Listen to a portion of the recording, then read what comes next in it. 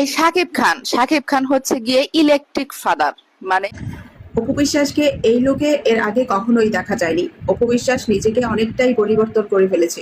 শুনলাম দিদির যে ব্যাগ টানতে টানতে সে নাকি এখন ম্যানেজার হয়েছে, ব্যাগ জুতা টানতো এখন ম্যানেজার হয়েছে। মানে আসসালামু আলাইকুম, সবাই কেমন আছেন? আশা করি সবাই ভালো আছেন। আলহামদুলিল্লাহ আমিও ভালো আছি। আলোকিত চাঁদপুর নিউজ থেকে আপনাদের মাঝে একটি গুরুত্বপূর্ণ ভিডিও নিয়ে হাজির হলাম। ভিডিওটি দেখার আগে আপনাদের কাছে ছোট্ট একটি রিকোয়েস্ট, যারা আমার চ্যানেলটিতে নতুন হয়ে থাকেন চ্যানেলটি সাবস্ক্রাইব করে পাশে থাকার বেল বাটনটি অন করে দিবেন। শাকিব খানের কথা সবাই শুনেছেন, চলচ্চিত্র একজন নায়ক। সে অপু বিশ্বাসের সাথে থাকবে না বুলবুলের সাথে থাকবে, এখনো সে ডিসাইড করতে পারতেছে না। বুলবুলের সন্তান এটা কার? অপু বিশ্বাস চাইতেছে তার সাথে থাকার জন্য। আপনারা ভিডিওটি দেখলেই বুঝতে পারবেন। অবশ্যই ভিডিওটি দেখার পরে মতামত জানাবেন। চলুন আর দেরি না করে এক এক করে ভিডিওগুলো দেখে আসি। এই শাকিব খান হচ্ছে গিয়ে ইলেকট্রিক ফাদার, মানে ইলেকট্রিক বাবা। আপনারা বলবেন যে বাবা আবার ইলেকট্রনিক হয় কেমনে? মানে ওই যে কারেন্ট আছে না, ফুট করে আসে ফুট করে যায়, কখন কি হয় বোঝা যায় না। সে হচ্ছে এরকম। মাঝে মধ্যে ভাবি এই লোকটা কি তার সন্তানদেরকে মানে কেক খাইয়ে দেওয়ার জন্য কি শুধু বাবা হয়েছে? মানে শুধু এর বার্থডেতে একটু করে কেক খাইয়ে দিচ্ছে, তার বার্থডেতে কেক খাইয়ে দিচ্ছে, তারপরে সন্তানরা যেখানে থাকে সেখানে গিয়ে এই লোকটা কেক খাইয়ে দেয় না। সে তার অফিসে থাকে কিংবা তার বাসায় থাকে, তার ম্যানেজারের কাছ থেকে শিডিউল টিডিউল নিয়ে তারপরে হচ্ছে যে তার সন্তানদেরকে সেখানে উপস্থিতি করে। তখন এই লোকটার যদি মন মর্জি চায় তখন দেখা যায় যে একটু একটু করে কেক খাওয়াই দেয়। এই হচ্ছে বাবা। তাছাড়া ভালো কোনো ছবি, মানে একটা বাবা সন্তানের ছবি কিংবা পারফেক্ট একটা সংসারের ছবি কখনো এই লোকটার সাথে মানে কারোর সাথে দেখলাম না। প্রথম স্ত্রীর সাথেও দেখলাম না, দ্বিতীয় স্ত্রীর সাথেও দেখলাম না। প্রথম স্ত্রী তো এখন প্রাক্তন, অথচ এখনো পর্যন্ত মানে বিভিন্ন ইন্টারভিউ গুলোতে সেই সংসারের গল্প শুনিয়ে যাচ্ছে। এখন কিন্তু সবাই বুঝতে পারছে যে এই সংসারের গল্পগুলো তার এগুলো হাসা কথা না, একটা বুঝছেন, সবগুলো হচ্ছে মিছা কথা, সবগুলো মিছা কথা। আর উনি তো আসলে মানে মানে কোন একটা কথা বললে আমি তো আসলে এখন আর বিশ্বাস করতে পারি না। কারণ যেভাবে করে মিথ্যা কথা বলে, একবার এটা তো আরেকবার ওইটা, সে যাক ভালো কথা। আবার যে দ্বিতীয় স্ত্রী আছে, এই দ্বিতীয় স্ত্রী নাকি আবার মা হতে যাচ্ছে নতুন করে, নাকি হয়ে গেছে, অনেকে বলতেছে যে মেয়ে হয়েছে, অনেকে বলতেছে আবার করে নাকি ছেলে হয়েছে, সুখবর আসবে, সুখবর নাকি মানে অনেক বড় জায়গা থেকে আসবে। সেটা বুঝলাম বড় জায়গা থেকে আসবে, কিন্তু আদৌ কি সেই বড় জায়গা থেকে সুখবর আসবে? মানে দ্বিতীয় সংসারে এত বছর হয়ে গেল, সন্তানাদি হয়ে যাচ্ছে, তারপরও কিসের এত লুকোচুরি? ভাবটা এমন যে মানে সত্যটা বললে কি যেন হয়ে যাবে, সত্যটা বললে কি যেন একদম মহাভারত অশুদ্ধ হয়ে যাবে, সত্যটা যদি কেউ জানে কি যেন হয়ে যাবে। কিসের এত ভয়?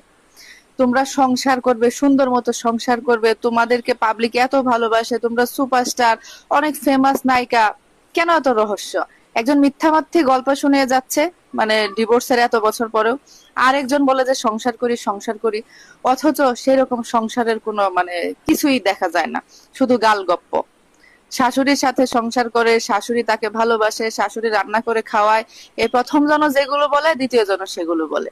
প্রথম জনের চেয়ে দ্বিতীয় জন একটু সরেস, কারণ দ্বিতীয় জন হচ্ছে ধৈর্য আছে বলেই হয়তো মানে নতুন করে আবার মা হতে যাচ্ছে। কিংবা শাকিব খানের সাথে কিছু ছবিও পোস্ট করেছিলেন, একটু মানে খুব সুন্দর প্রেমময় কিছু ছবি। তাছাড়া আসলে তাদের সংসারের কোনো চিহ্ন টিহ্ন দেখলাম না।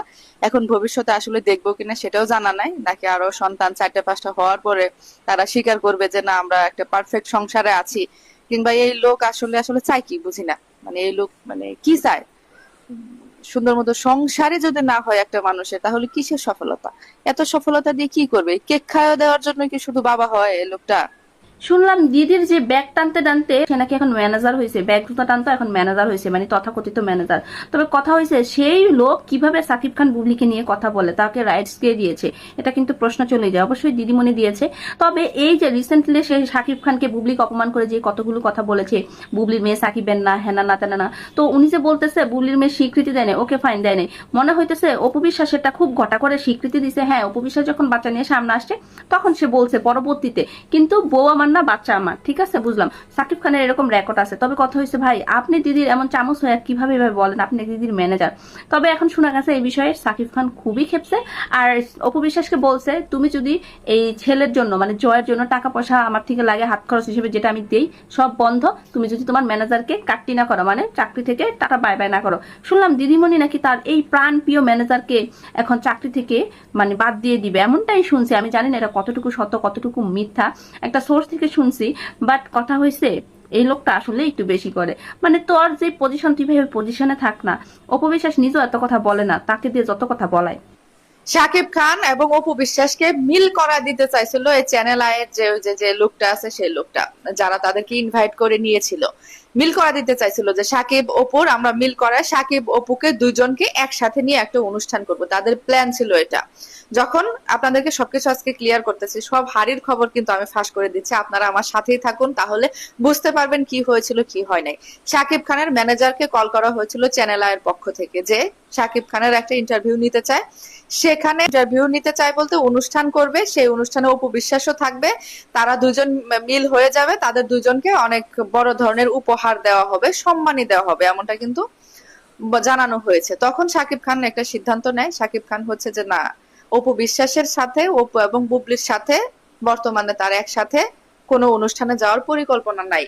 যদি অপুকে নিয়ে অনুষ্ঠান করতে চায় তাহলে যেন আলাদা করে করে, এবং তাকে নিয়ে যদি অনুষ্ঠান করতে চায়, তাকে নিয়ে যদি কোনো প্রোগ্রাম করতে চায় তাহলে যেন আলাদা করে করে। তখন করলো কি, অপু বিশ্বাসকে ডেকে নিয়ে কিন্তু সোনার কলসি দিল আলাদা করে, আবার শাকিব খানকে ডেকে নিয়ে কিন্তু রোলেক্স এর যে ঘড়িটা দিল সেই ঘড়িটা কিন্তু দিল। এবং যে অনুষ্ঠান দুইটা আপনারা ইন্টারভিউ যে দুইটা আপনারা দেখতে পেয়েছেন এই দুইটা কিন্তু স্ক্রিপ্টেড, কারণ শাকিব খান আগেই বলেছিল তার ব্যক্তিগত জীবন নিয়ে, তার ওয়াইফ বাচ্চা বাবা মা ভাই বোন এগুলো নিয়ে কোনো প্রশ্ন করতে পারবে না, এটা কিন্তু আগে থেকে শাকিব খান বলে এসেছিল। তো বলে কয়ে আসা অনুষ্ঠান, যে ইন্টারভিউ দুইটা দিয়েছে আপনারা যেটা দেখেছেন সেই ইন্টারভিউ গুলো কিন্তু খুবই মানে মানে আগে থেকে পরিকল্পিত, স্ক্রিপ্টেড। পূর্ণিমা যেটা করেছে ইন্টারভিউ সেটাও কিন্তু স্ক্রিপ্টেড, স্ক্রিপ্টের বাইরে কিন্তু একটা প্রশ্নও তাকে কেউ করতে পারে নাই। এই হচ্ছে অবস্থা, বুঝছেন? মেগাস্টার যায় যেখানে শাকিব খান বুঝে শুনে যায়, কোনো প্রকার বিব্রতকর প্রশ্ন যেন তাকে কেউ করতে না পারে সেই দিকটা সে খেয়াল করেন, সেই দিকটা সে খুব ভালো করেই খেয়াল রাখেন। কারণ কি জানেন, কারণ তাকে কিন্তু চাইলে উপস্থাপক হোক, তারপরে যে সাক্ষাৎকার নিল যে বয়স্ক লোকটা এবং পূর্ণিমা, চাইলে কিন্তু প্রশ্ন শুরুতে করতে পারতো যে তোমার বর্তমান ওয়াইফের নাম বলো, তুমি এখন বর্তমানে কয়জনের স্বামী, সেটা কি বলেছে? সেটা কিন্তু বলে নাই। আমি হলে কি করতাম, আমি হলে আগে তাকে কনগ্রাচুলেশন জানাতাম যে মেয়ে হওয়ার জন্য আপনাকে অনেক অনেক স্বাগত জানাই, আপনি মেয়ের বাবা হয়েছেন, অনেক অনেক কনগ্রাচুলেশন, সেটা বলতাম। কিন্তু সেটা কেন বললো না পূর্ণিমা? এদিকে কিন্তু মিডিয়াতে খবর হয়ে গেছে, সব জায়গায় সবাই জানে যে শাকিব খানের মেয়ে হয়েছে, সবার একটাই আগ্রহ যে শাকিব খান মেয়ের কথা কখন মুখ থেকে বলবে, কখন স্বীকার করবে, সে তার কোন বউকে নিয়ে সংসার করছে সেটা স্বীকার করবে। কিন্তু এই প্রশ্নগুলো কেন কেউ করে না, এটা কি আপনাদের মাথায় আছে? কারণ এগুলো সবই আগে থেকে পরিকল্পিত।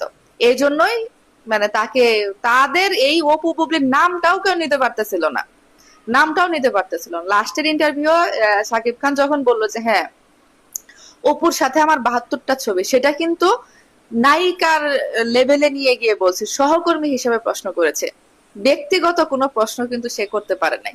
তারপরেও যতটুকু তার বলার সে কিন্তু বলেছে যে দুইজনই আমার লাইফের পার্ট, আমি এই দুইজনকে নিয়ে কোনো কিছু ক্লিয়ার করতে চাই না, ইহো জীবনে সেই দুইজনকে নিয়ে কোনো কিছু ক্লিয়ার করবে না, কারণ সে মেগাস্টার এই দুজনের সাথে তলে তলে ইন্টু ফিন্টু করে, বুঝছেন? আপনারা দেখেছেন অপবিশ্বাস বুলবুলির কথা, তাদের মতামত অবশ্যই আপনারা কমেন্টে জানাবেন। আর পরবর্তী ভিডিওটি দেখার আমন্ত্রণ জানিয়ে এখনকার মতন বিদায় নিচ্ছি। সবাই ভালো থাকবেন, সুস্থ থাকবেন, আল্লাহ হাফেজ।